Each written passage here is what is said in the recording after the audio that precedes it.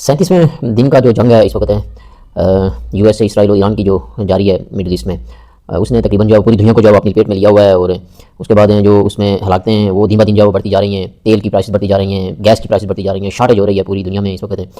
America तो फिलहाल जो है वो ठीक है, उसको जो है वेनेजुएला का तेल भी आता है तो उसके पास अपना स्टॉक भी बहुत है, लेकिन जो थर्ड वर्ल्ड जो कंट्रीज़ हैं उनके लिए बहुत मुश्किल होती जा रही है। ईरान का जो अटैक हुआ है इसराइल में और उसके जो अटैक हो रहे हैं और जो रॉकेट दागे जा रहे हैं जो हिजबुल्लाह की तरफ से, उससे जो है इसराइल खासा परेशान है। तबाही हो रही है, बर्बादी हो रही है। उसका जो पेट्रियट निज़ाम है, जो आयरन डोम है, वो जो है तकरीबन जो है वो अब नाकाम तो आप नहीं कह सकते हैं, लेकिन इस तरह इतनी ज़्यादा तादाद में मिसाइलों के हमले रोकना जो है वो उसको डिफेंस करना बड़ा मुश्किल होता जा रहा है उनके लिए। वहाँ पे लोग जो है वो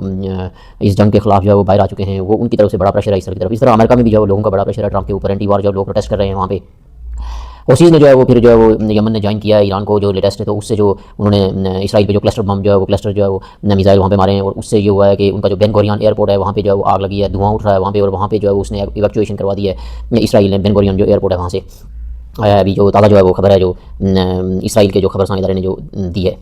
अगर इसराइल का जो हिजबुल्लाह के खिलाफ जो ऑपरेशन है उसमें जो है वो 2 हिजबुल्लाह के कमांडर को उन्होंने पास 24 में जो है वो मारने का दावा किया है और टोटल जो है उन्होंने कहा है कि इस वक्त तक हमने 90 के करीब जो है वो इनके हिजबुल्लाह के जो कमांडर हैं उनको हमने हलाक कर दिया है। ये इसराइल की जो खबरसां इदारा है उसने जो खबर दी है। जो लेटेस्ट न्यूज़ में एक और जो अहम न्यूज़ है जो C-130 जो एयरक्राफ्ट हैं, जो 2 अमेरिका के जो गनशिप जो है वो एयरक्राफ्ट होते हैं उनको भी मारने की खबर आई है। ईरान के जो रेवोल्यूशनरी गार्ड हैं उन्होंने कहा है कि जो इसने उस पायलट को बचाने के लिए उसको रेस्क्यू करने के लिए जो ऑपरेशन कर रहे थे इसके पैराशूटर और इसकी जो फोर्सेज है जो बड़ी भयानक लड़ाई हुई उसमें काफ़ी जो है हलाकतें हुई हैं। उसकी खबर तो अभी तक नहीं आई है, दोनों तरफ से कोई कंफर्म न्यूज़ तो नहीं आई है, लेकिन यह है कि दोनों तरफ बड़ा जानी नुकसान हुआ है। तो उसमें रेवोल्यूशनरी गार्ड ने कहा है कि 2 C-130 एयरक्राफ्ट गनशिप एयरक्राफ्ट जो है वो उसको मजीद इन्होंने मारा है, उसको तबाह किया है और उसके बाद 2 जो हेलीकॉप्टर थे जो उस रेस्क्यू ऑपरेशन में उन्होंने हिस्सा लिया हुआ था, ब्लैक हॉक जिसे जो हेलीकॉप्टर है उनको भी जो है वो मारने की खबर आई है। जो C-130 जो है उनके एयरक्राफ्ट हैं जो है वो उनकी कीमत तकरीबन $300 के ऊपर, $300 मिलियन के ऊपर है और हेलीकॉप्टर की कीमत तो $20-25 मिलियन के करीब जो है। तो ये जो है लेटेस्ट न्यूज़ है। उसके बाद पाकिस्तान की अगर आपने देखें तो जो इंडिया जो है वो लगातार जो है वो प्लानिंग कर रहा है। उसने जो है वो इस बॉर्डर के साथ जो है वो जो करीब 3 एयरपोर्ट हैं उनको जो है वो खाली करवाना शुरू कर दिया है। जैसलमेर में जो है उसने जो है वो वहाँ पे जो है वो जंगी मशक़ें शुरू की हुई हैं। सायरन बजाने जो है वो बजा के जो है वो चेक किए जा रहे हैं। उसके जो वज़ीर दफ़ा है, जो वज़ीर आज़म है, उसका जो है आर्मी चीफ़ है, वो लगातार जो इस तरह की बयानबाजी दे रहे हैं, इश्तियाल अंगेज़ी फैलाने की कोशिश कर रहे हैं और जो उनकी बॉडी लैंग्वेज है वो यही बता रही है कि वो किसी न किसी तरीके से इस जंग में जो है इंटर होना चाहते हैं और पाकिस्तान को एक बार फिर जो है वो इस पर जंग सल्लत करना चाहते हैं। पाकिस्तान तो इस चीज़ से खाइफ जो है वो नहीं होता है, लेकिन ये है कि वो बिल्कुल जो है वो सोया हुआ है। उसकी उस तरफ कोई जो है वो उसकी तवज्जो नहीं है, ना अवाम की उस तरफ जा रही है। अवाम तो शुक्र लगा रही है, पहले जो जंग जीते थे जो है वो 2-3 घंटे में जो एयरफोर्स ने जो अटैक किया था वहाँ पे, उस चक्कर से ही नहीं निकल रही है। इनकी अपनी जो है वो एफिशिएंसियाँ हैं, इनकी अपनी जो है वो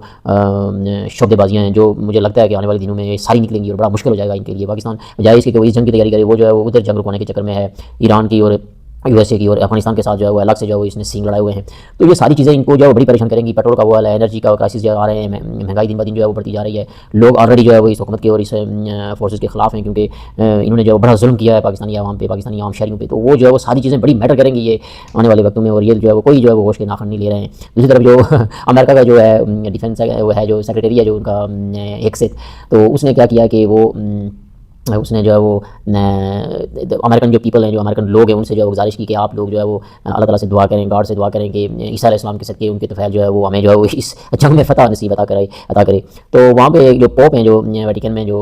पोप लियो जिसे आप कह सकते हैं उनका नाम है, तो वो एक किस्म के क्रिश्चियन जो है वो पोप हैं। तो उसने उसका जवाब दिया है कि जो लोग मुनाफ़त करते हैं, जंग करते हैं, दूसरों पर जुल्म करते हैं, उनकी जो है वो दुआ कभी अल्लाह ताला कबूल नहीं करेगा और ना ही ऐसी दुआएं कबूल होती हैं। तो ये ज़ाहिर है वो नेक लोग हैं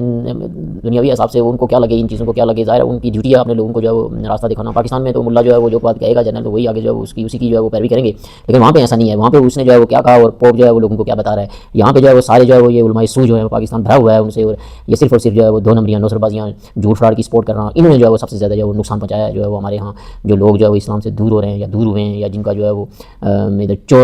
इधर जो चोरी मचाई हुई है उन्होंने, जो इस वक्त लुटेरों ने जो इस बाजार गर्म किया हुआ है इस पाकिस्तान में, इसमें सबसे ज़्यादा कसूर हमारे इन्हीं लोगों का है जो इस्लाम से रिलेटेड है और जिन्होंने कभी सच बात नहीं किया है, हक़ का साथ नहीं दिया है, सच का साथ नहीं दिया है। आप देखें कि कितने अरसे से जंग जारी है, लेकिन मस्जिदों में आप अगर देखें, हमने भी देख रहे हैं कि कहीं भी हमें नज़र आया कि ईरान के हक़ में दुआ की गई हो, ईरान की जो है वो सपोर्ट की बात की गई हो। आगे पीछे आप देखें तो इनकी बड़ी जो है वो होती है कि जी फलां जो है वो जंग में जो है उसकी अल्लाह ताला सपोर्ट करे, लेकिन इस जंग में जो यहूदियों के खिलाफ है, जो इस अमेरिका के खिलाफ है, इसमें अभी तक मैंने कहीं नहीं देखा है कि कोई दुआया कलिमात जो है वो इस जंग में उन लोगों के लिए निकले हो। तो ये बहुत बड़ा जो है वो ये इस चीज़ की निशानी कर रहा है कि हक़ और सच जो है वो उसमें फ़र्क बता रहा है कि हक़ के साथ कौन है और जो लोग हैं चोर चकार हैं, नौसरबाज हैं, 2 नंबर हैं, जो घटिया हैं, जो